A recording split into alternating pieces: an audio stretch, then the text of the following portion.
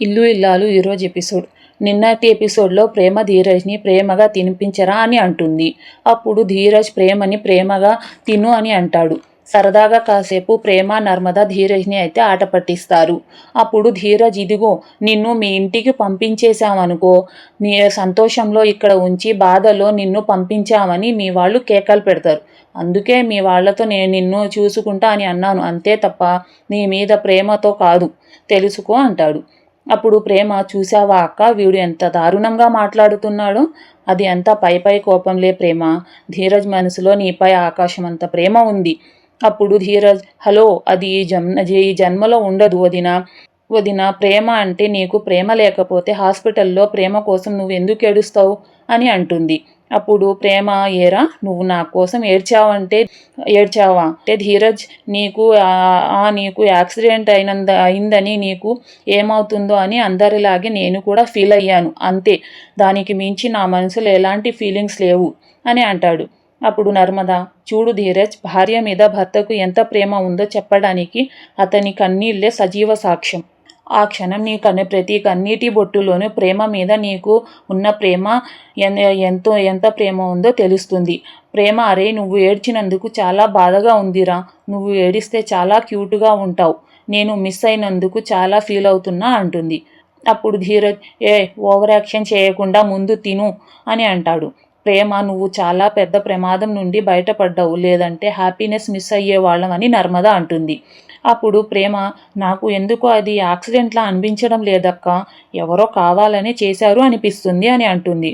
అప్పుడు నర్మద షాకింగ్గా, ఏంటి ప్రేమ, నువ్వు అనేది యాక్సిడెంట్ కాదా, అది ఎవరో కావాలని చేసినట్టు అనిపిస్తుందా అని అంటుంది.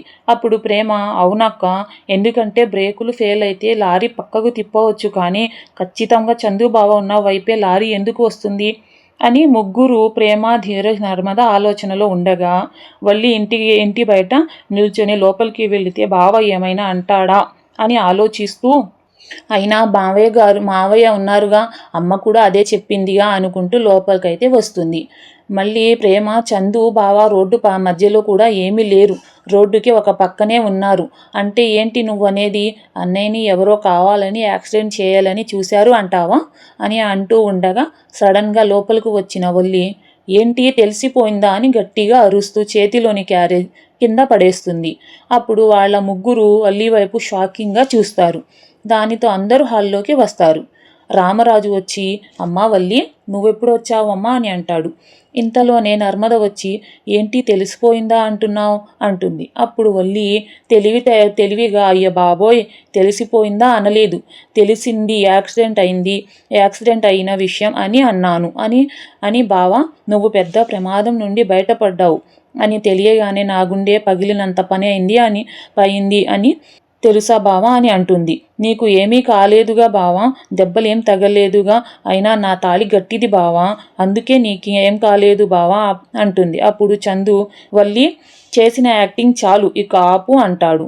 వల్లి, నీకు ఏమైనా అయ్యి ఉంటే అప్పుడే రామరాజు, ప్రేమ లేకపోతే నిజంగా పెద్దోడికి చాలా పెద్ద ప్రమాదం జరిగి ఉండేది, ప్రేమ దేవతల పెద్దోడిని కాపాడి తన ప్రాణాల మీదకు తెచ్చుకుంది.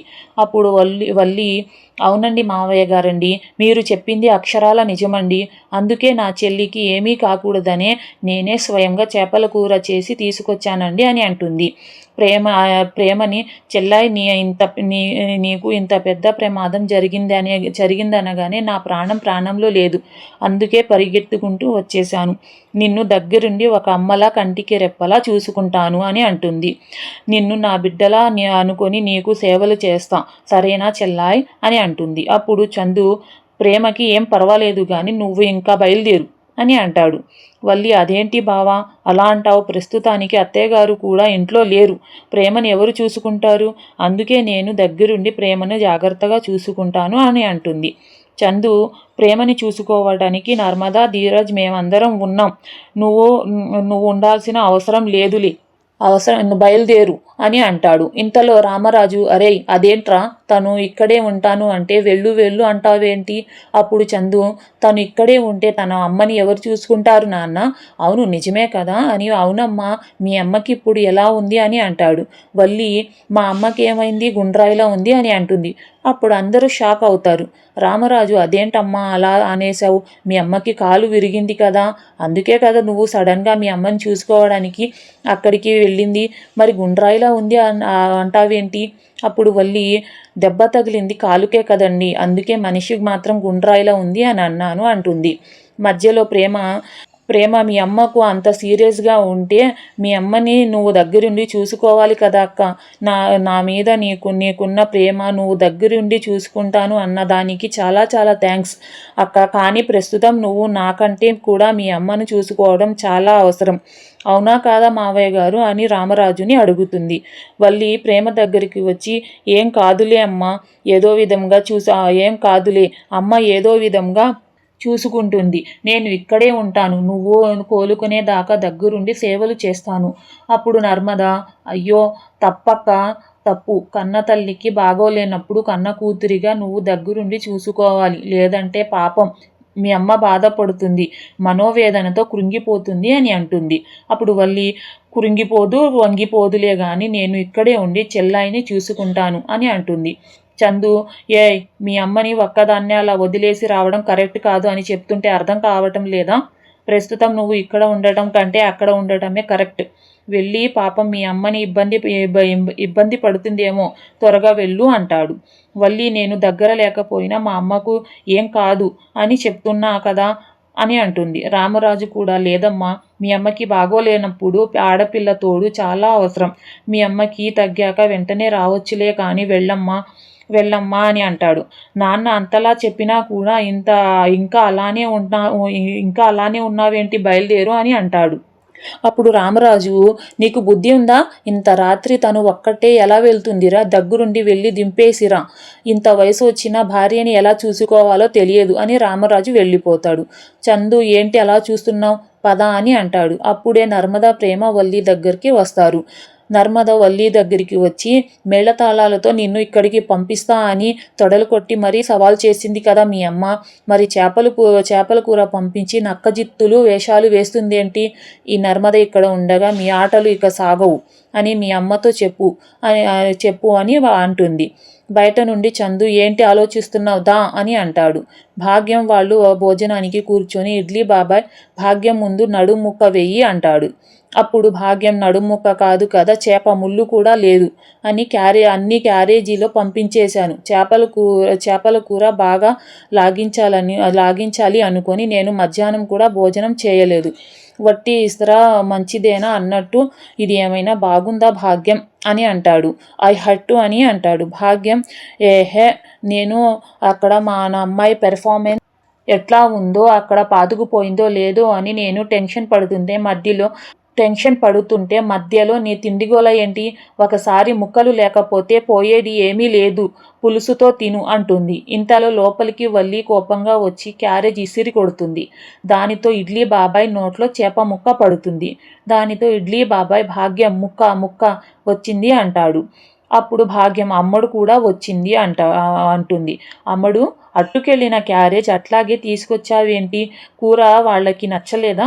వాళ్ళీ కూర కాదు, నేను ఆ ఇంట్లో అడుగు పెట్టడం వాళ్ళకి నచ్చలేదు. భాగ్యం, అయ్య బాబోయ్, ప్రేమకి యాక్సిడెంట్ అయిందని ప్రేమ మీద నీకు ఫుల్గా ప్రేమ పుట్టుకొచ్చినట్టు జీవించేసే అని చెప్పానుగా. ప్రేమని దగ్గరుండి అమ్మలా చూసుకుంటానని సెంటిమెంట్తో అల్లుకుపోమని చెప్పానుగా. అప్పుడు వల్లి, నేను బాగానే అల్లుకుపోయా, కానీ వాళ్ళు నా డ్రామాని కనిపెట్టేసి నా దిమ్మ తిరిగి బొమ్మ కనపడే షాక్ ఇచ్చారు అని అక్కడ జరిగిందంతా నర్మద వార్నింగ్ ఇచ్చింది అన్ని వల్లి భాగ్యానికి అయితే చెప్తుంది. అప్పుడు భాగ్యం, ఇదేంటమ్మడు, తిరుగులేని బ్రహ్మాస్త్రం లాంటి ప్లానింగ్ చేస్తే ఇట్టా ఎగిరి తన్నింది. ప్లాన్ ఎగిరి తన్నడం కాదు, ఆ చిచ్చర పిడుగులు ఎగిరి తన్నేలా చేశారు. ప్రేమ నర్మదని నువ్వు పిల్లలులాగా లెక్క కట్టావు, కానీ పులి పిల్లల్లాగా నా మీద విరుసుకు పడుతున్నారు వాళ్ళు. అగ్నికి వాయువు తోడైనట్టుగా వాళ్ళకి మా ఆయన కూడా తోడయ్యాడు. వాళ్ళు ముగ్గురు కలిసి నా చావు తెలివితేటలకి చావు దెబ్బలు కొట్టి బయటికి పంపించేశారు. ఇదిగో అంతా నీ వల్లే అని భాగ్యం మీదకు వస్తుంది. నువ్వు వాళ్లతో ఛాలెంజింగ్ చేయటం వల్లే, లేదంటే నేను ఈ పార్టీకి మా అత్తారింట్లో ఉండేదాన్ని. అర్థమైపోతుంది. నేను ఇంకా ఇంకా ఆ ఇంట్లోకి అడుగు పెట్టడం కష్టమని అర్థమైపోతుంది. ఊరుకో అమ్మడు, ఒక ప్లానింగ్ ఫెయిల్ అయితే ఏంటి, ఇంకా చాలా ప్లానింగ్లు ఉన్నాయి. వేద్దాం, ఒక్కొక్కదాన్ని బయటికి తీద్దాం అని భాగ్యం అంటుంది. వల్లి ఏంటి తీసేది, తోటకూరలో కాడలు. ఆ యాక్సిడెంట్ గురించి నర్మదకి ధీరజ్కి డౌటింగ్స్ ఎక్కువైపోయాయి. ఎంక్వైరీ మొదలు పెడితే మనకి తాటలు తెగిపోతాయి అంటుంది. మరుసటి రోజు ఉదయం ధీరజ్ ఫోన్ మాట్లాడుతూ, అరే నేను నీకు ఆ లారీ నెంబర్ పంపించాను కదా, ఆ లారీ ఎవరిది, నిన్న 10 గంటలకు ఆ లారీ ఎవరు నడిపారు, దాని డ్రైవర్ ఎవరు అని అన్ని డీటెయిల్స్ అన్నీ నాకు కావాలి. అస్సలు లేట్ చేయకు, నాకు తొందరగా ఆ డీటెయిల్స్ కావాలి అంటాడు. ఇంతలో ప్రేమ మనసులో, మనకెందుకు, ప్రేమగా మనల్ని జాగ్రత్తగా చూసుకుంటా అనే మొగుడు గారు ఉన్నారు కదా అని నవ్వుకుంటూ ధీరజ్ని బాబు ధీరజ్ అని పిలుస్తుంది. ధీరజ్, అబ్బా ఈ రాక్షసి నన్ను ఒక్క క్షణం వదిలిపెట్టడం లేదు, కాసేపు కూడా ప్రశాంతంగా ఉండనివ్వటం లేదు, టార్చ్ లైట్ వేసి మరీ టార్చర్ చూపిస్తుంది అని అనుకుంటూ ప్రేమ దగ్గరికి వస్తాడు. ప్రేమ ధీరజ్ని బాబు బంగారం ఎక్కడున్నావు, బాబు తొందరగా రా అని పిలుస్తుంది. ధీరజ్, ఎందుకు కాకిలాగా కేకలు పెడుతున్నావు అంటాడు. ప్రేమ కడుపులో పేగులు ఆకలితో కేకలు పెడుతున్నాయి. ఆల్రెడీ టిఫిన్ ఇక్కడ పెట్టానుగా అంటాడు.